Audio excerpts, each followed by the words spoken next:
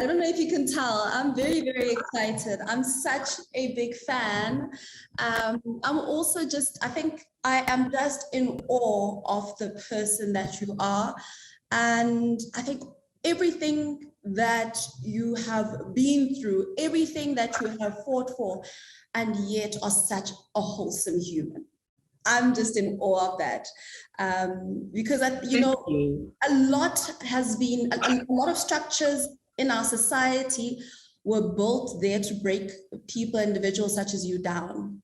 So just for our audience, our special guest for this bonus episode of the Sit Down first understood what the word gay meant whilst listening to Boy George. They grew up in Soweto in the 1980s, and as a teenager, they were obsessed with the UK's new romantic movement. At the time, people all over the world were speculating about Boy George's sexuality. And when they heard that to be gay was to love someone of the same sex, they felt a jolt of joy. Dr. Beverly Palesa Ditsie was born in 1971. They are a lesbian activist, artist, and filmmaker. Dr. Ditsie is one of the founders of the gay rights organization, Gay and Lesbian Organization of Witwatersrand.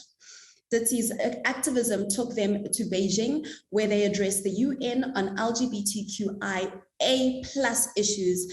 One of the profound things she said was, if the World Conference on Women is to address the concerns of all women, it must similarly recognize that discrimination based on sexual orientation is a violation of basic human rights.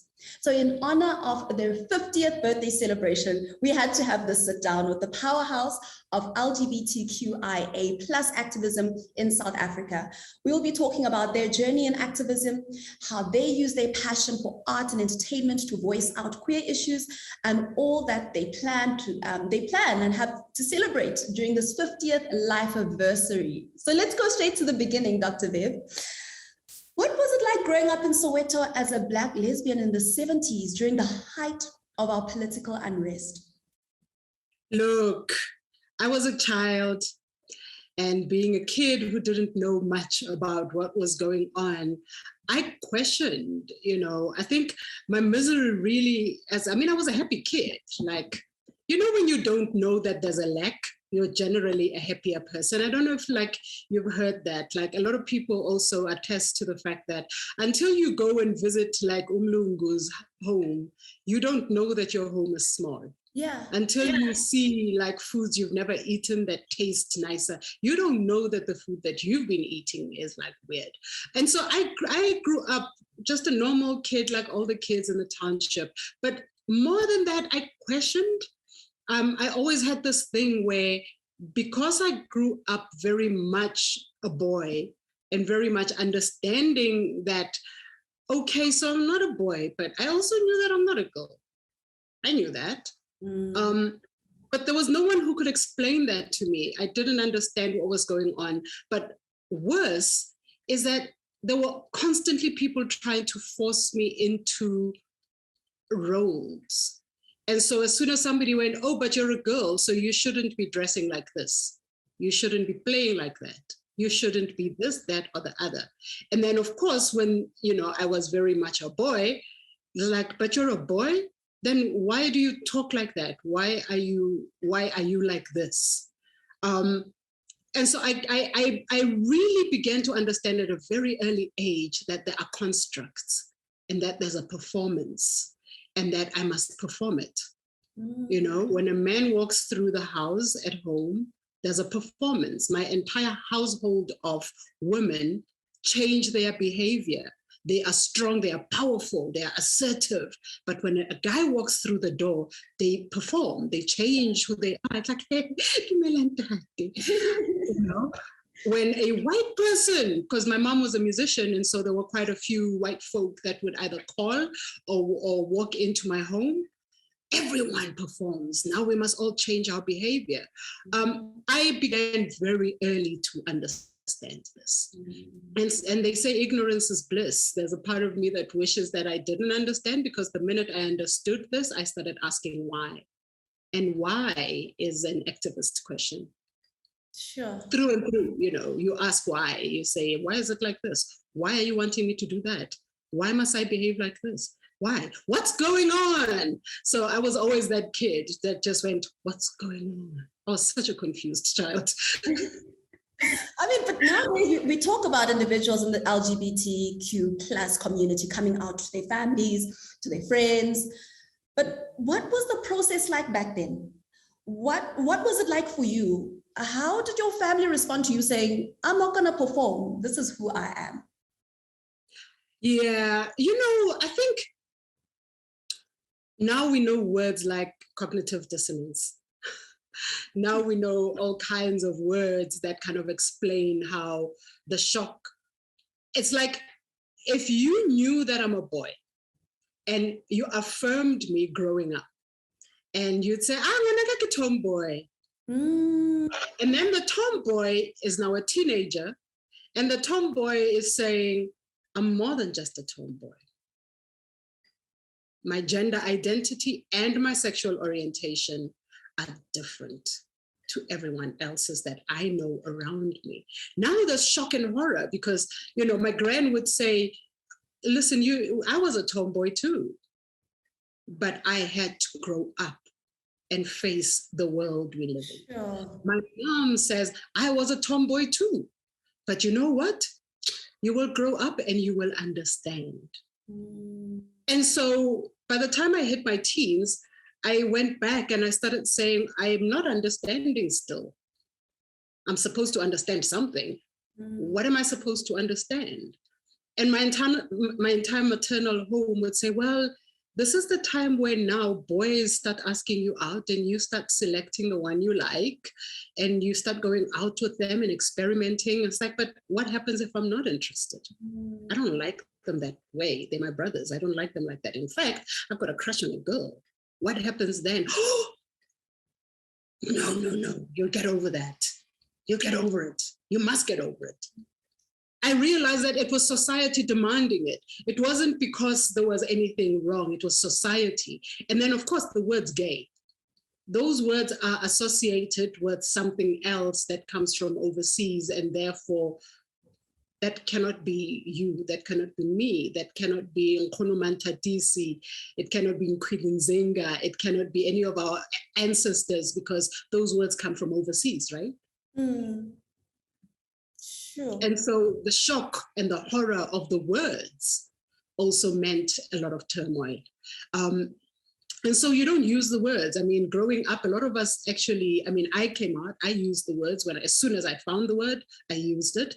But I know that a lot of us never used the words because we knew that the words would mean being disowned, being discarded, being ridiculed, being abused. So you kind of live, and every other day, especially when there's family gatherings, you hear family asking, so wait, why are you being all girly? Oh, wait, why are you being, hey, when are you getting a boyfriend? Oh, hey, wait, and you kind of live with it. We roll with those punches. Using the words says, shut up and stop asking me those questions. Now people don't know how to behave. I mean, it's quite a thing, identifying. Sure. It's a big deal, identifying and understanding your identification. I mean, during that time in the 70s, the political climate then was also just not conducive for a Black individual to identify as anything else other than male or female or woman or man. The era had still not taken shape. Hadn't taken shape. So how did the political climate of that particular era shape or inform your personal worldview, your sense of being, your sense of belonging to say, I want to take my voice to the world. I want to advocate for not only myself, but all those that will be dealt with the punches that I'm dealing with now, and will want to identify and not perform what is going on around me. I don't know if I was conscious of the activism. The climate at the time was hell on all sorts of levels. And I mean, when there's sexual violence in the family, for example, you could not report it to the police. Because to report it to the police is to send your own family member or your own neighbor or friend into an apartheid jail. An apartheid jail meant that the laws did not necessarily, there was no protection. And so legally, anything could happen to this person. But what that meant is the community or the family was then meant to internally deal with issues. That is why we're still holding on to this thing, or no, the family must deal with it. But then the family ultimately doesn't deal with it, you know?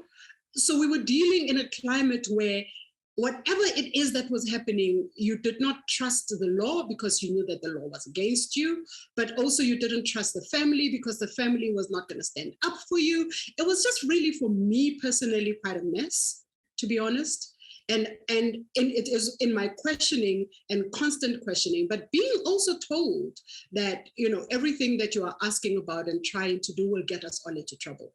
I asked about Mandela, whose name we could not mention out loud.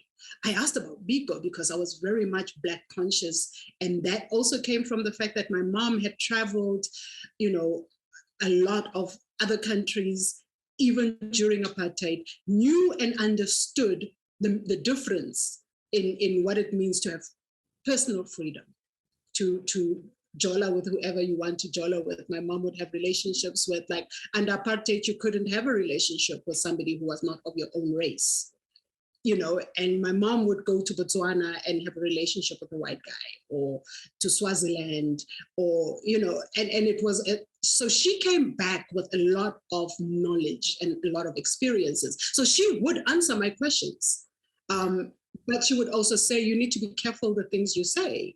You cannot say, I want to be free. And for me, that wanting to be free was, I want to be free to climb a tree, but I also want to be free from sexual violence from boys. I also want to be free to not have to, like, go over the other side of the road when a white man comes across me. I want to be free to do whatever job I want to do.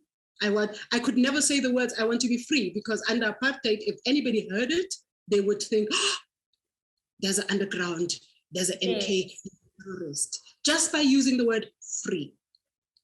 And so you had to be careful how you framed and how you said and how you did life. Just general everyday life could brand you.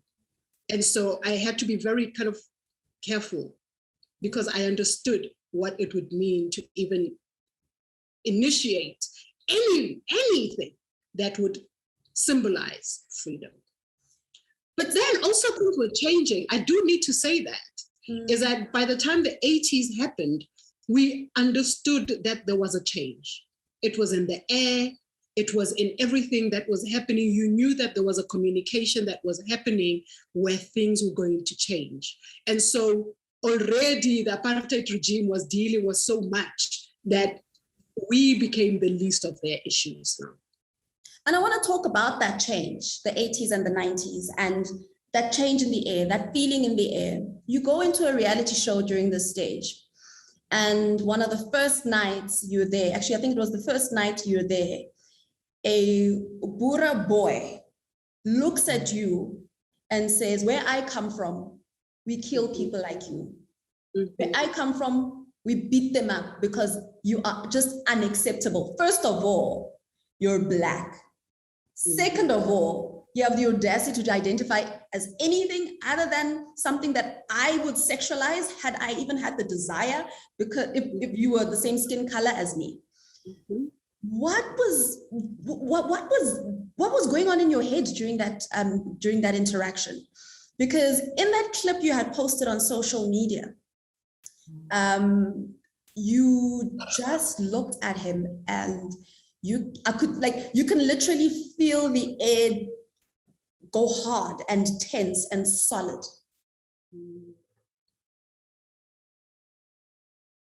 I expected it. I think I'd lived my life expecting it. Everywhere I would go, especially then, you know, somebody would say, it was a buzz around me all the time. So it wasn't an anomaly. It wasn't a shock.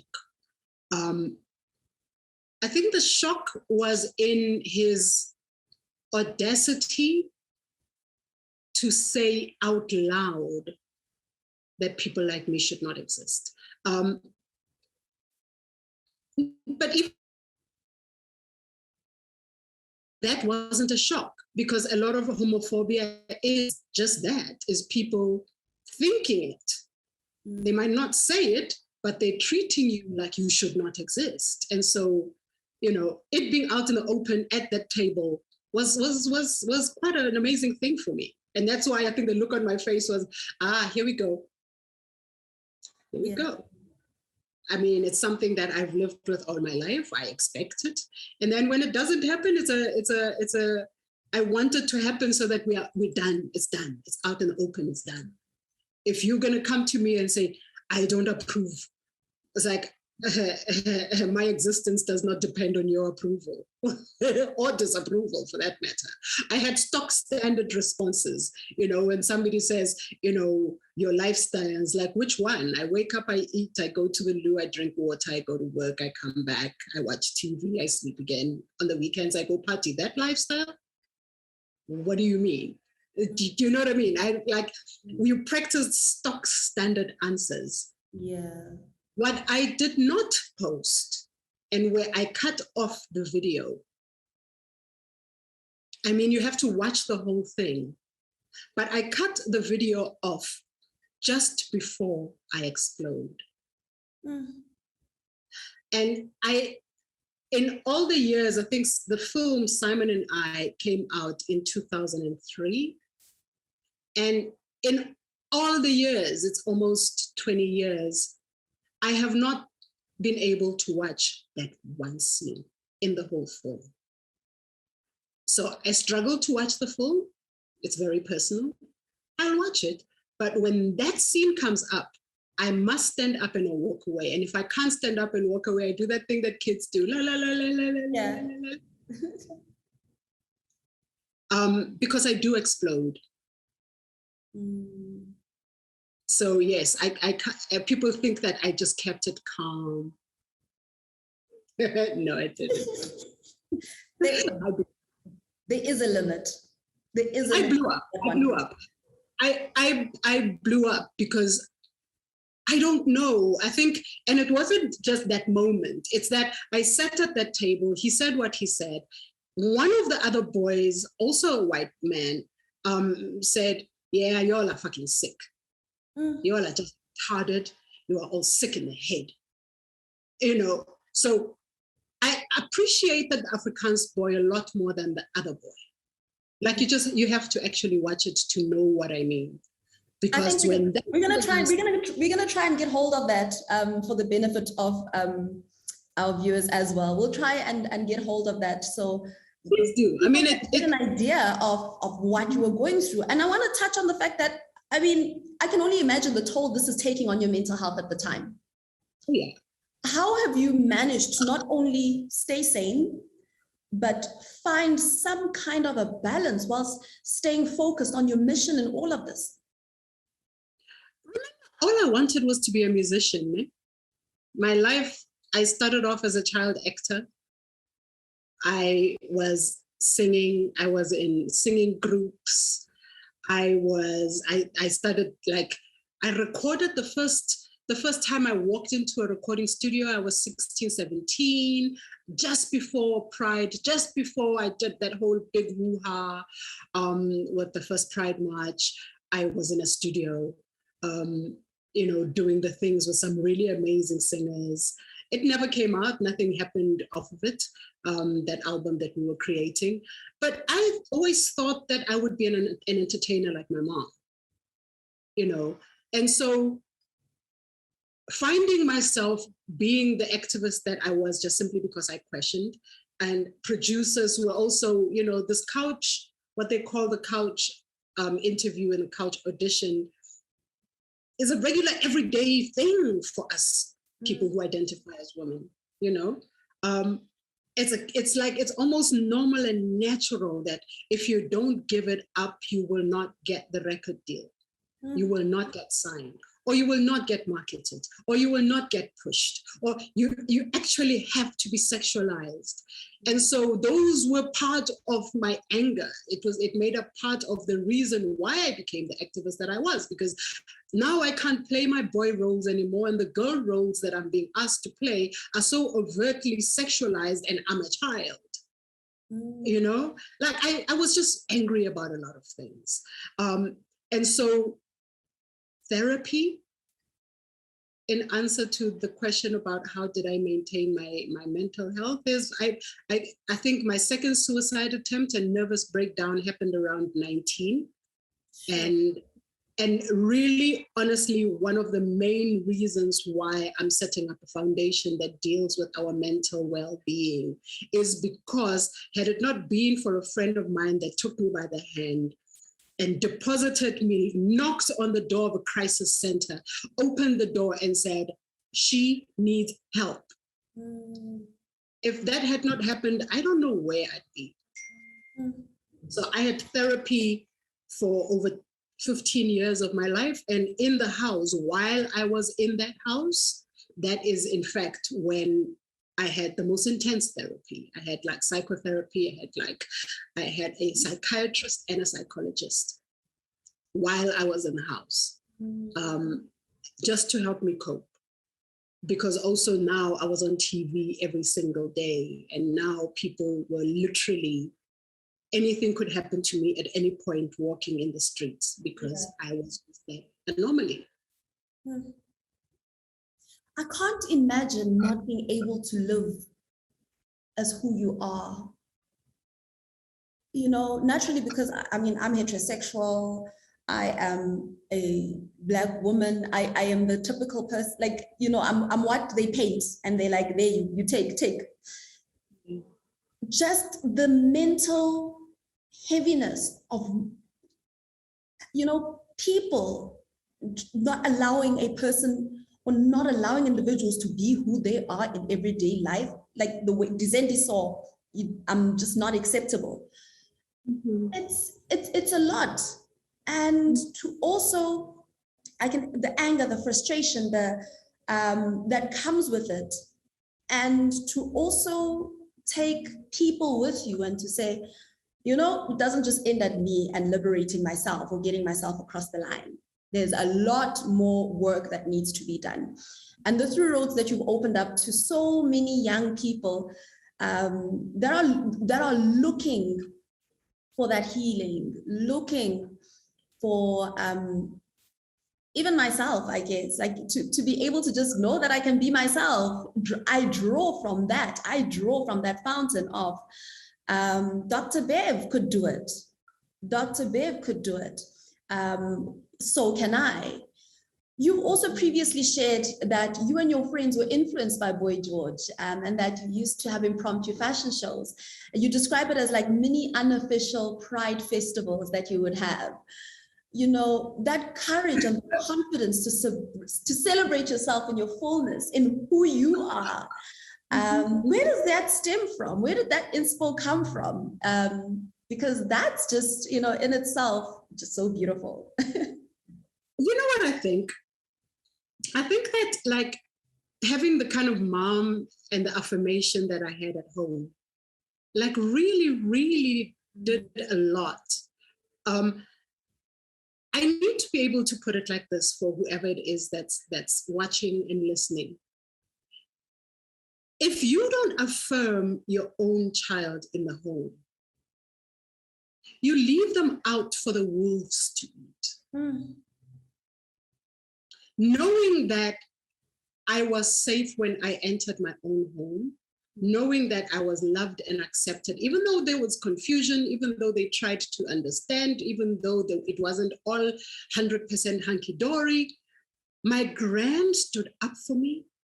And because as my rock, as my pillar, she stood up, and she was a pillar in the community, in the family, in the home. Everyone else had to toe the line. And so no one could attack me. And anyone who tried, my gran would walk out the door. Hey, my gran would like walk out the door. She had like all kinds of assorted weapons, and do not mess with my grandma. And having that meant that even when I'm being attacked in the streets, I knew I could run home. And, and it's a psychological well-being to know that you're not being thrown away. And so when you're not affirmed at home, you are out there, you're being literally thrown to the wolves to eat. I just wish that like parents and families and siblings would understand that our mental well-being begins by the affirmation we have in our own homes. So whoever we are, whatever the sexual orientation or the gender identity, or however weird you are, whatever you are, And so being able to then go out into the streets with my group of friends, I didn't care what was going on. In fact, we wanted the attention. We called ourselves the Ted Dinars, and the film will come out. And Ted Dinar was a character on, I think, I'm not entirely sure if it was Dynasty, one of those shows. And he was a character who was the first gay character on television in the 80s. Okay. And so we called ourselves the Dinars. And Paul says, we were 9 gay boys and a lesbian. And we were like 14-year-olds. And we would walk up and down the streets from Middlelands Zone 1, where TD lived, go around to Zone 5, come back down to Miko Zone 3 with Hule. And we would like just visit each other's home every day, just dressed differently. TD was a designer, and TD would make all kinds of garments. And because we were inspired by the New Romantics and Culture Club, we would dress in those flowing. So you never knew whether these were boys or girls, and we loved it. We lived for that. We lived for that disruption. We were gender benders before those words became words, And so by the time I had my 16th party, it was really a mini Pride festival. It was the first time that anybody had seen so many young queer people in one spot ever. And, girls were kissing girls and boys were kissing boys, and everyone was going, what the hell? And my grandma just went, oh, no. And also we were like 16. And so, of course, it's like, hey, I'm going to shut down the party now because the sun is setting. And now, it's like things happening in the corners. But, it really, those mini Pride things for me happened as a result of being affirmed in my home. So it wasn't like I was brave out of the blue. I was already loved and affirmed. And so it became a lot easier. Even by the time the main Pride happened, I knew that I could run home and I'll be defended. Yeah. Your journey as an activist has been filled with also many firsts, right? Such as the first openly gay person addressing the 4th UN Women's Conference in Beijing in 1995, first reality show that we had here in SA. Here we are in 2021 with a long list of firsts of the LGBTQ+ community. Why do you think this is, and what will it take for us to start to speed up the process of checking those boxes in South Africa?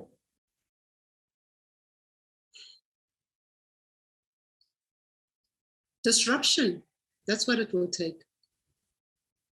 Being part of a cohort of a lot of like leadership courses and classes, global leadership. I've been participating in a lot of those kinds of workshops where global leaders are asking, how do we create change? And really, at the core of it is that we keep approaching the problems of society with the same mindset that created the problems in the first place. You'll never create change when you are approaching things from the exact same place that caused the problem. Yeah.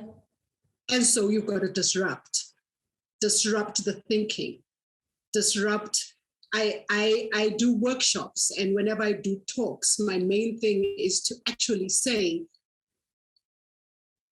approach something from a completely different point of view and see what happens. You cannot approach the problem of climate change from a capitalist space. No.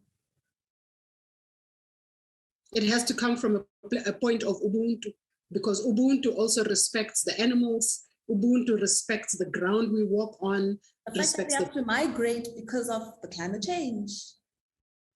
All of that. And so, when somebody was saying that, no, but you can, it was in development stuff, in development classes, where they talk about, no, we can actually, business can be made into Ubuntu. And yes, you can have social entrepreneurship, and people are beginning to talk it, but are we walking it yet? Where we are putting humans first, before profit, before anything else. You're putting humans first. Once we begin to disrupt the way we think, disrupt what is being seen as norm and normal, because somebody constructed that norm. Somebody said it is normal for this to be like that. Somebody constructed it. So we need to disrupt whatever it is that has been constructed as the norm. Otherwise, we're not going to create change. So me, I'm a disruptor. I'm all about trying to find other ways. I'm bored with organizations that have conferences every year and speak the same things every year. And we're regurgitating the same problems every year, all the time. We're saying the same thing over and over and over again. I'm bored. Can we see change? We can't march. Marching has become the most redundant. You're marching for what? What are you marching for? Women march. We're marching against climate change, against GBV, against corruption. What does it change? Nothing. Nothing. We need to be approaching things from a completely different space. We need to start talking about how do we create change? What is the change we want to see? What was it? I'm not sure what exactly I am expecting as a response to this question, but that 1990 first Pride March in South Africa, what was going through your head? Were you fearful? Besides the fact that we thought we were going to get killed. We thought we were going to get killed. We thought we were going to get killed. We just thought, when you surrender. Yeah, we surrendered. It was a surrender. We thought, okay, we know that we are on the right side of justice. One. Two, we knew that we were on the right side of history. I'm using words I abhor. I hate the word history, because yes, it's his story, and I'm also bored with his story, but we knew that we were on the right side of this story. We were creating their story and her story, because that is a disruption on its own, right? And right and wrong. But we knew that we were on this side of things. And I was sure enough about that. I was 100% sure that apartheid created a lot of the ills, and by getting together to be anti-apartheid, anti-discrimination across the board, we would create the change. And so we also thought that we'd get killed, but it didn't matter. I knew that I believed in this enough to be okay if I was going to get attacked. And then, of course, we didn't get attacked physically. And that was the most phenomenal day. As soon as we walked out of that building and into the streets, and it started drizzling, and people started screaming. We were screaming our freedom. We were screaming that freedom. It was an incredible feeling. I haven't had those kind of moments again since, but they're few. They're very few. So you've garnered a lot of recognition, and a lot more recognition actually, and acknowledgement from your work in countries like the US. You even have a street named after you in France. Why do you think that is, and why do we need to change? And what do you think needs to change to make a lot more activists prolific in Africa?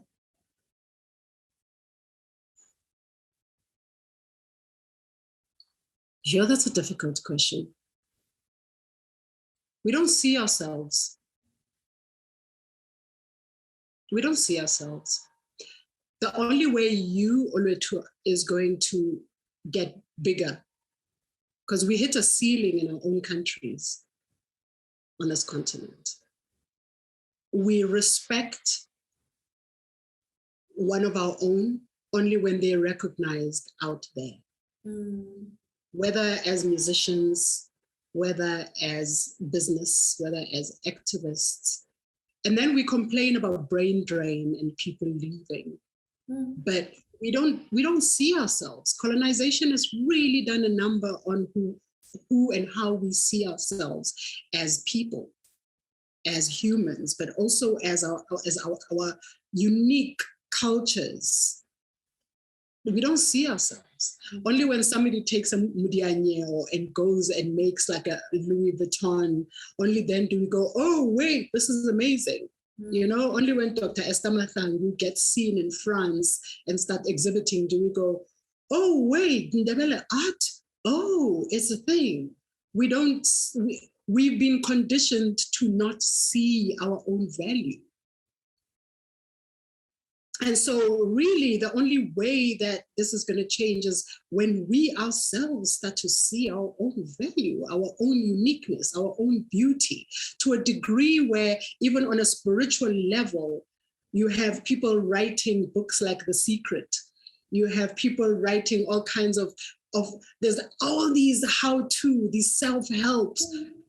And then you read them and you realize that, but wait, isn't this our belief? Yes. A lot of this is where we come from, right? Isn't it? You know, it's like, wait, the Celestine prophecy about energy. Oh, wait. You realize that, oh, this is about ukupahla. And not being seen and not being recognized. It's doing so much more harm to us. You think that, oh, you know, you're going to get big overseas and then you're going to get seen in your own country. You just don't. You don't get seen in your own country. But there's also, for me, there's something that's deliberate. There's something that is both conscious and deliberate. Yes. Yes. From those, because there are those who are aware. Yes. That this is happening. It's not like we're all ignorant of it. No, there are those who are sitting in positions of power who are aware and who are fine with the status quo because then they can control the narrative. It's all about how you control the narrative. And I think I want to segue into this because when you talk about those centers of control and you talk about it plays into a narrative, in light of the current political confusion that has happened in the recent, very dismal elections and the participation that happened, the gender-based violence and the crisis of identity that we find ourselves in, not only as a country, but as individuals and as people of this country. What can we learn from the LGBTQ plus community, and what role and responsibility should activism play in shifting this needle? Because we have a huge identity crisis as South Africans at this point in time.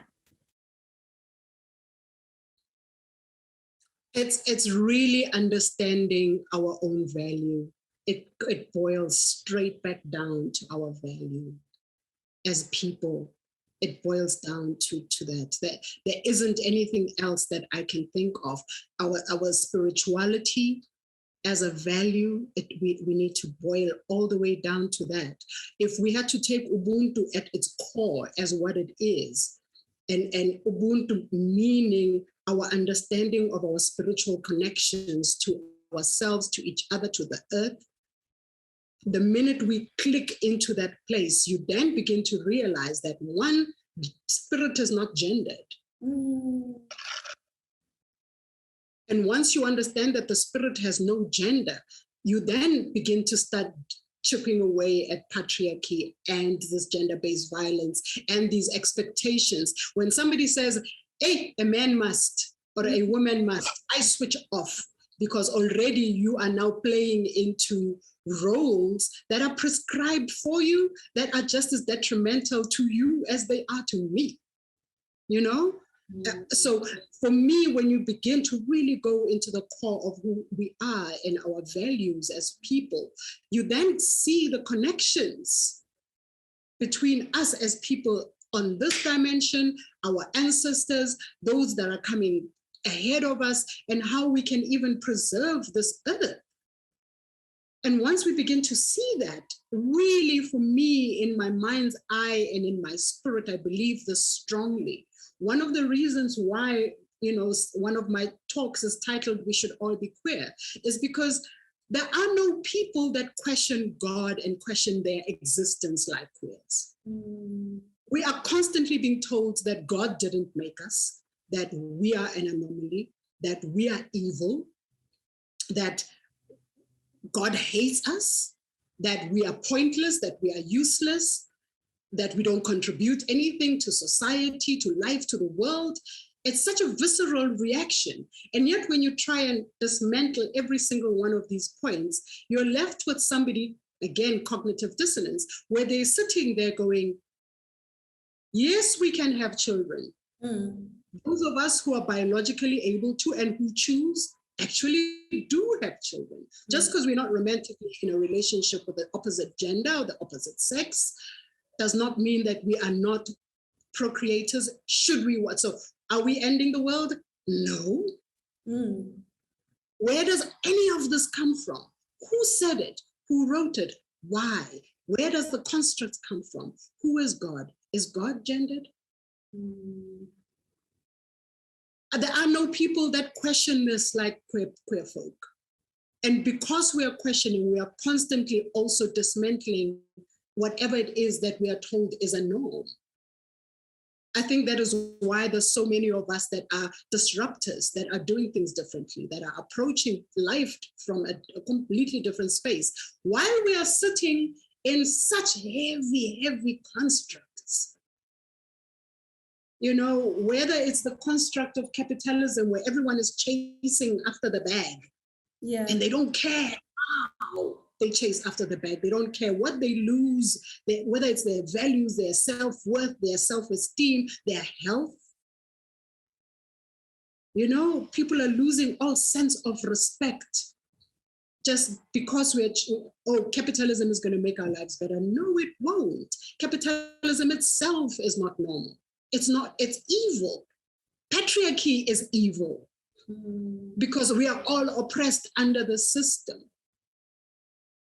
All these systems, racism is evil. We know this. We are all oppressed under these systems. These systems need to go. There's nothing that has shown us this more than COVID. Nothing has made it as clear as this. And here we are, still kind of chasing what is the norm because we don't know what else. We haven't yet got a vision of what this could be if it wasn't this. Some of us do. Some of us know what it is. We're already living our lives in a way that does not serve or we don't live inside these constructs. We use them because we need to survive. Doesn't mean that we are not aware of them. It doesn't mean that we are not aware that there is another way, because there is another way. Sure. You make me think of a I think it's Esihle Lupindo, who wrote his not sure if I think it was his dissertation on, I haven't fully read it, but it was around the presence, if we had more queer people in our governments, how much more different these outcomes would be, how much more attention we would pay to not have these ways of polarizing people and polarizing things in the way that we do things within our societies. But really shifting this needle, taking responsibility and accountability for our people. How much better would our societies be if we had more queer people or had more queer mindsets within our governments, within our leadership? We're in a mess right now. I'm just listening to the radio on the way here to come to this interview with you. And they're asking the DA leader, if they were to get into power in some municipalities, would he give up some mayoral roles? He's like, Never. And it's more from an ego perspective. It's patriarchying, there's such a word, rather than the right decisions being made. The questioning, why are we here? What's necessary for here? What is necessary? What do we need right now? What do we need? A consciousness awakening. Yeah. An awakening. It's happening. It is. I see. I feel it. It is subtle, but it's happening. The fact that I have spent the last 24 months talking on public platforms about a film titled Lesbians Free Everyone is a shift. 5 years ago. Actually, let's talk about that. Let's talk about that some more. Never been on like national television in regular mainstream news talking about a film with that title. And talking about queer in the space. Never.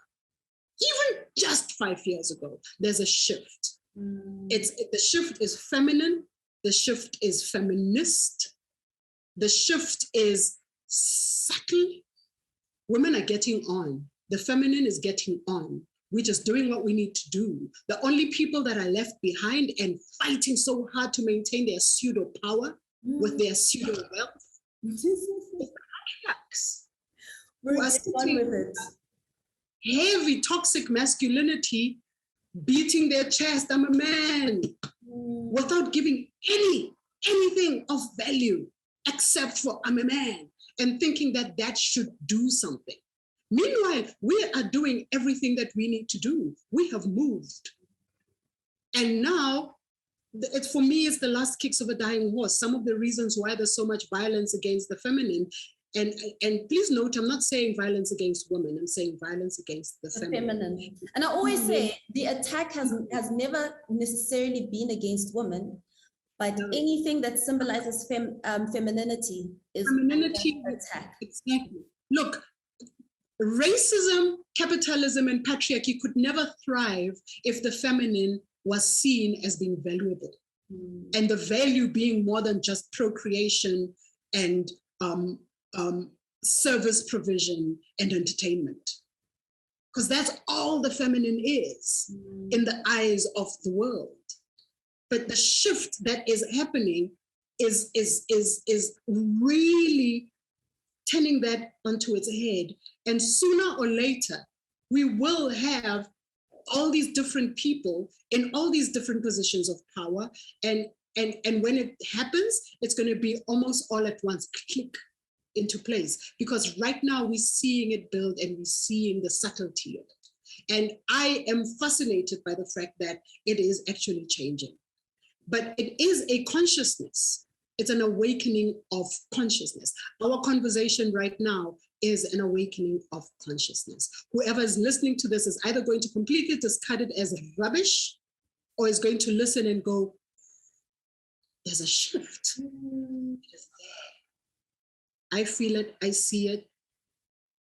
Yeah. I want to talk about Lesbians Free Everyone. I know, right? So to mark the 25th anniversary of your address in Beijing, you are launching this 55-minute documentary called Lesbians Free Everyone. Can you tell us more about it? And delve into some of the pillars it covers and some of the conversation it taps us into. The film came out last year. Okay. And it's been doing its rounds online. It's been seen pretty much in every corner of the world, which is also quite exciting. Where can we find it?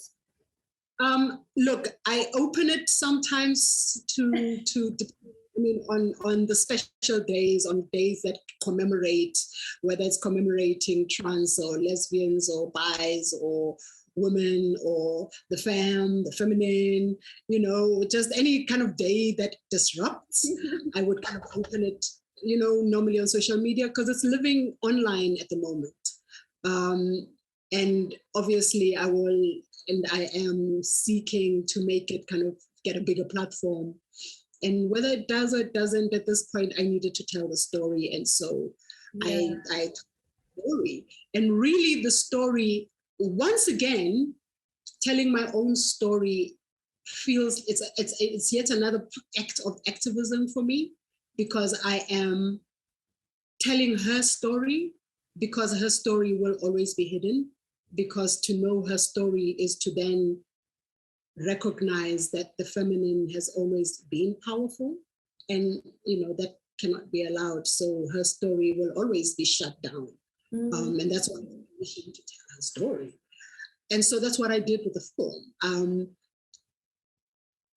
How it was inspired is that in the celebration of the 25 years of the Beijing conference in China, we were meant to come together with some of the women who we were celebrating with, who we were with at the conference. And then, of course, the lockdown happened globally and we couldn't get together. And so the question was, how are we going to actually commemorate the lesbian participation and the lesbian disruption and visibility campaign at that conference? And I've always had a bit of footage. I knew where to get a lot of the footage. As a filmmaker, you know who to get in touch with. And really, I just thought, look, this is one of the stories I've always wanted to tell. And now we are under lockdown. A lot of us sit on Zoom. I could actually just get in touch with all these people from around the world, from my lounge, from exactly where I'm sitting, and actually have that chat and relive those moments and relive the conference. I needed to, one, touch on the fact that while I made the speech, I was not the only one who was there, who was making waves. Two, it was an acknowledgement of the fact that once we did that, we actually changed a whole lot of the narrative inside the United Nations. We created talking points around the issues of gender identity. And you can't talk sexual and reproductive health and justice without talking gender and sexual orientation, because female genital mutilation has to do with desirability for marriage. What happens if the child is actually a gender non-conforming, non-binary person? Like there's all these kinds of things that you have to factor, I also wanted to talk about the fact that the word lesbian, which is for me the most delicious, the most tantalizing, the most powerful, I don't think there is a word as powerful as lesbian. I love that word. I've identified with it, even as a gender non-conforming person. I identify with it for its power, because it means that you have a woman who stands so solidly in her autonomy and is not afraid to say it. I live outside of the patriarchy. I do not depend on a man for anything. And unless I choose to. It is the such power. And so it was really wanting to celebrate the word. It's wanting to acknowledge the fact that there is like almost, we're back to it being an insult to be called a lesbian. And so we are all moving away from the word lesbian because it's so much easier to say queer. It's so much easier to say GNC. Because it was almost, remember, anything to do with liberating women always gets minimized to an insult, right? Absolutely. And that's always been the strategy, isn't it? Like now you hear people go, oh, you're all woke, because consciousness, now when you say woke, everybody's just woke. Yeah. It's an insult. So, power, the thing about power, I love how power operates. Power knows how to morph itself and minimize everybody and everything else. Yeah.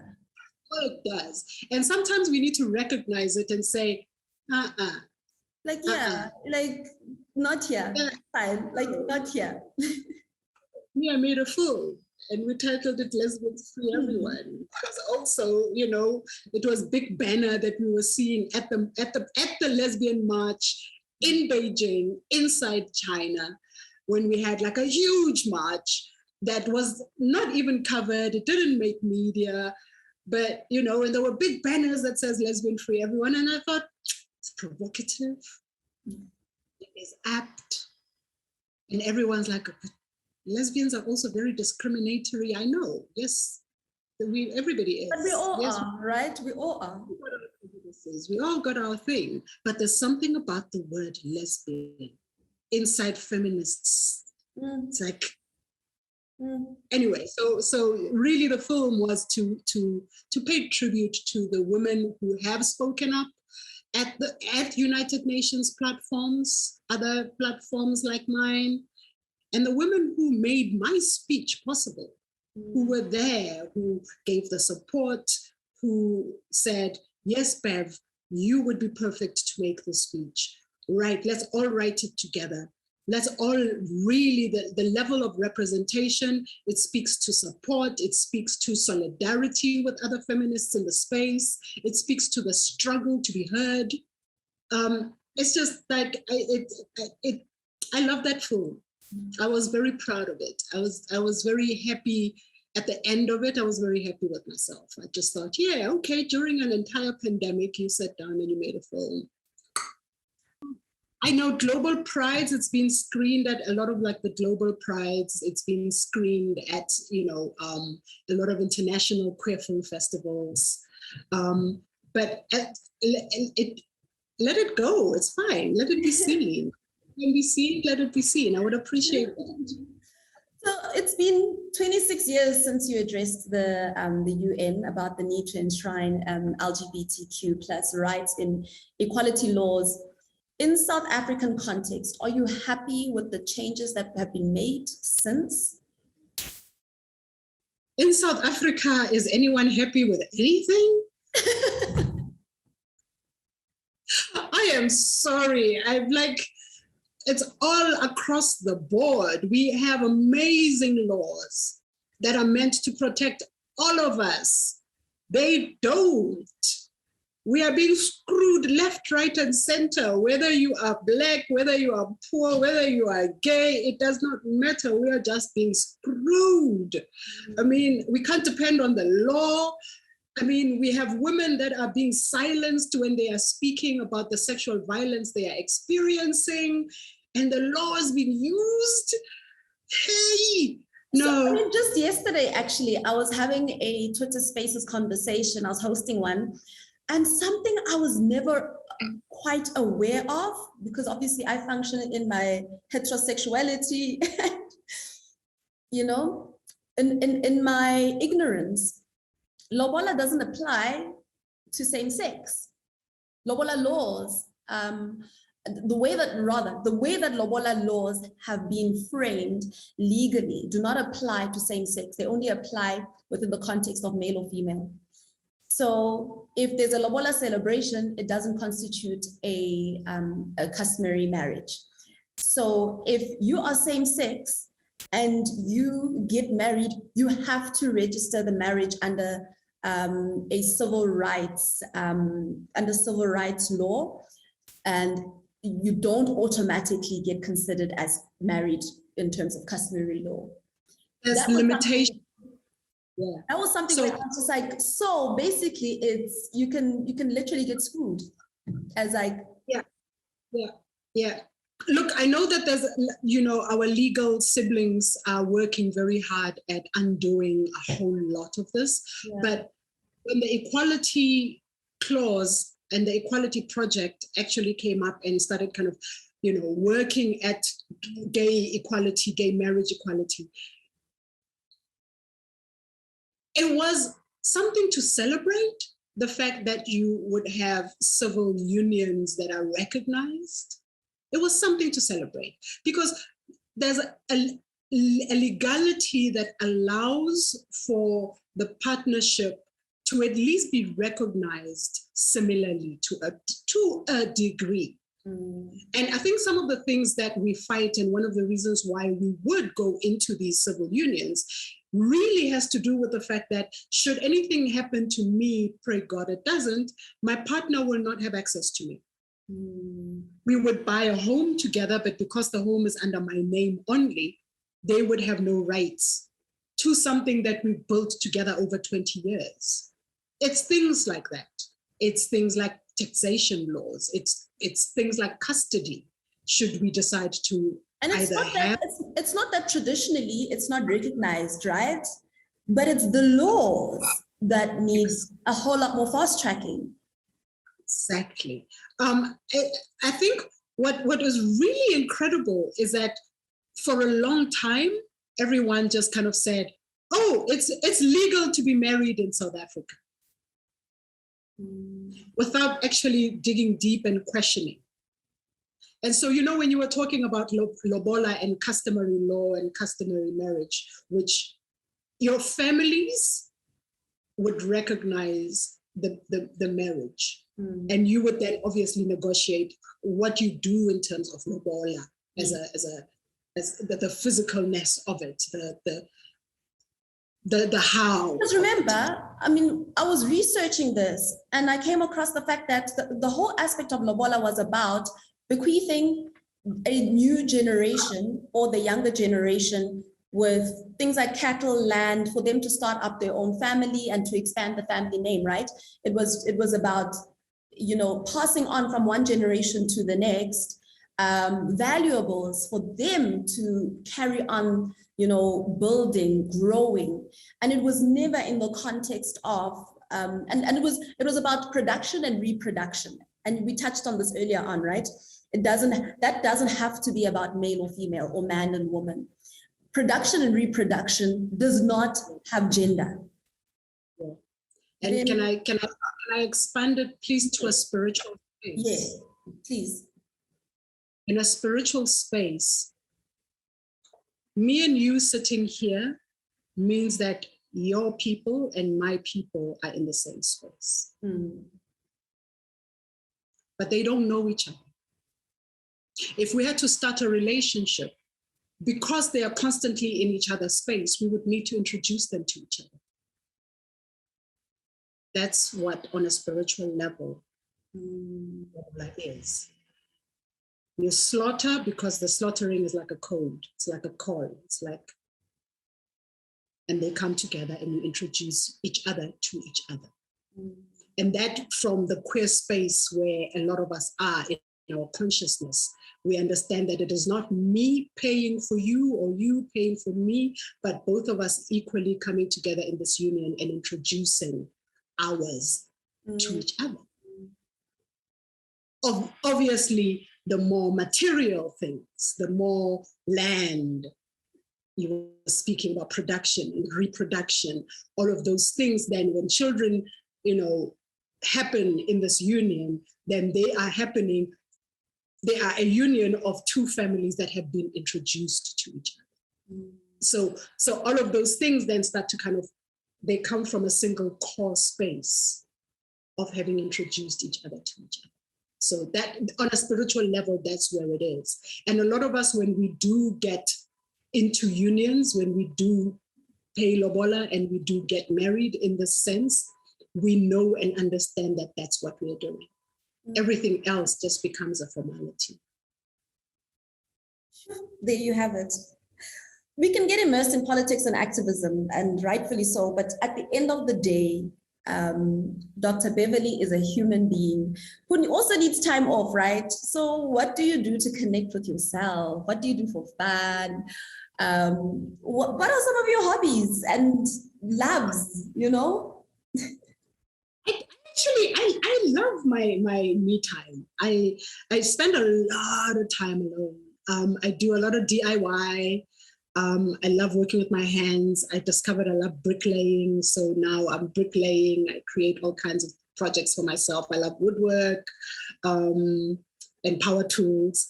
I also play music, been playing, or rather aspiring to be a really good bassist for a long time. So It's my bass right there behind me. So that's what I do. I roller skate with friends on the weekends. I love my roller skates. My God.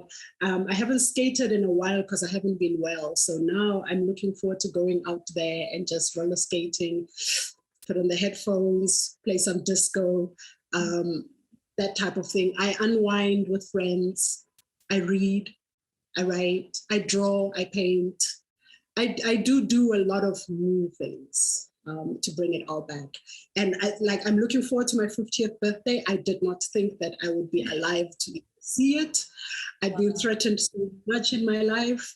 I'd gone, you know, when your mental health is like, there's such a, I was about to snap so many times in my life that I keep saying, even when I do photo shoots lately, don't airbrush my wrinkles out. Don't airbrush my laugh lines. Don't airbrush me. I am celebrating every single one of them because I never thought I would see it. I never saw myself with the gray. And it's an incredible place to be able to see it.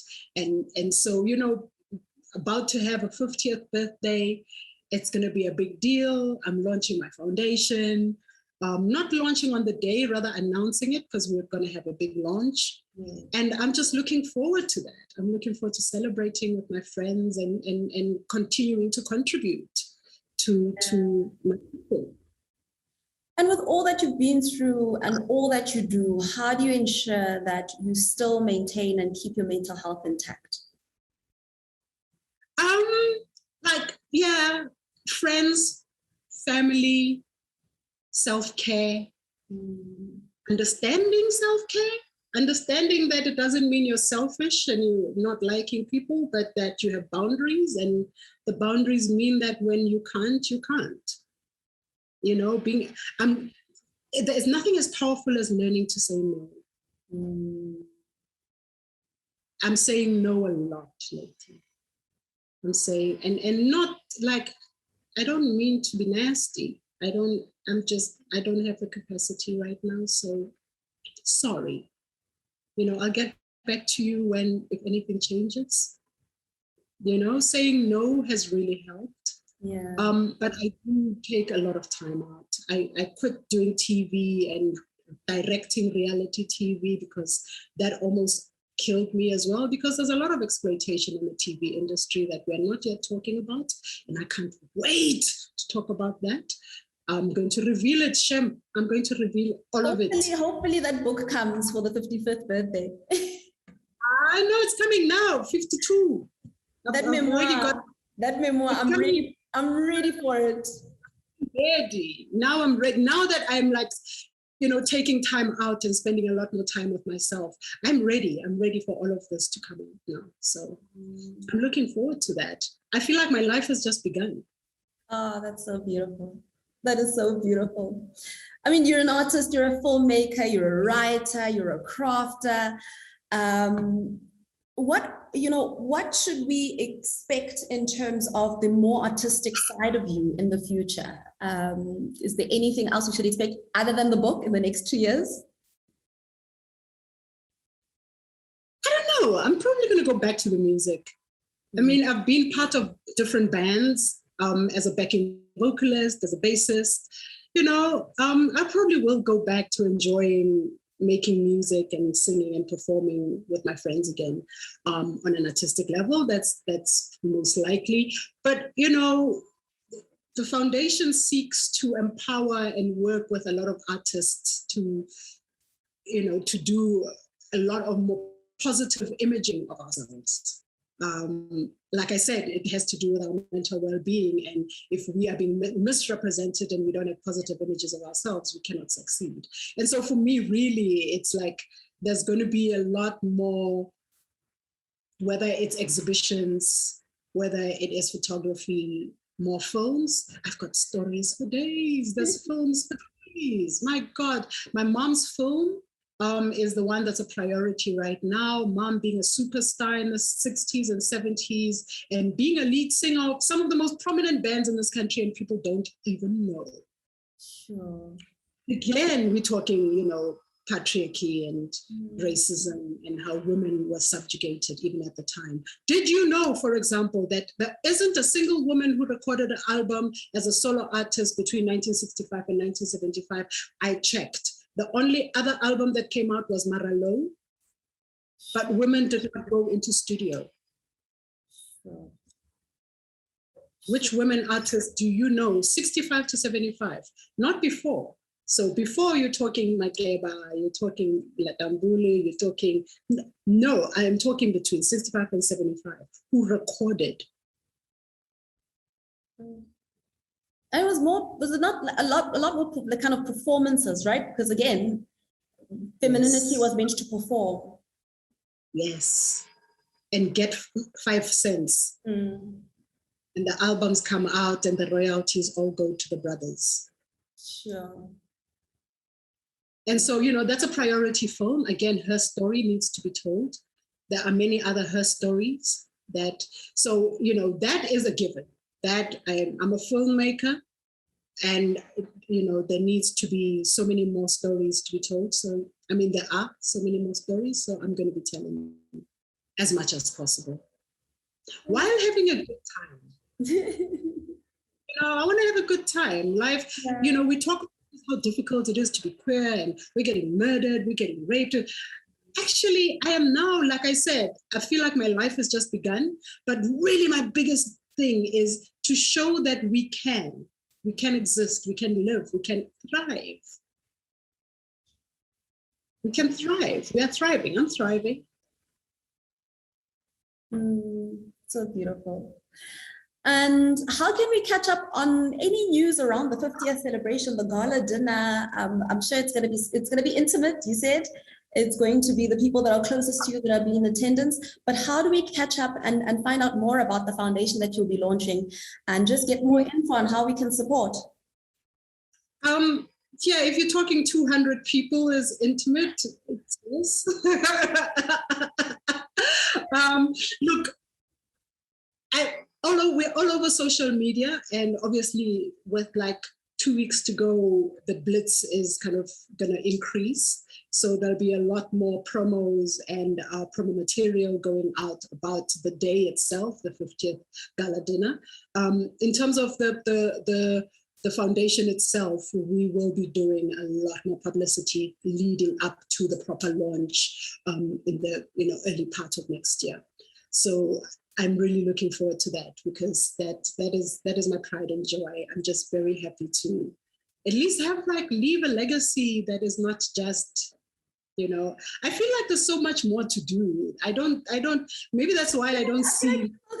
There's still 50 more years we have with you. So exactly, there's so much that I want to do. I can't wait. But there will be all kinds of information out there, and if there's still tickets available and tables, so if people want to come through on the 20th of November, please just look us up. I'm on all over social media. You will find the tickets. Yeah. Awesome. Thank you so much. I'll leave some details also in the episode notes for people if they want to buy tickets. I'll leave some details there so they can get some tickets for themselves, or even sponsor tables, because again, this is all going towards the foundation, right? Dr. Viv, thank you so much. Thank you for being who you are. Thank you for being the pillar of strength to so many people, so many women in our country, so many of those that identify as feminine and want to embrace the femininity in all ways, and so many of us that have been just so liberated by who you are and the authenticity that you move in. We appreciate you, we love you, and we pray that uyes akwandise another 50 years, another 50 years, plus, but people I need to live it. People tend to say, I'm fully more than 100 because in Tangasam says pelile. I'm going to live it. I'm going to live it. I'm here to. We pray for another 50 years because we want to be able to celebrate your centenary again. Thank you. Thank you.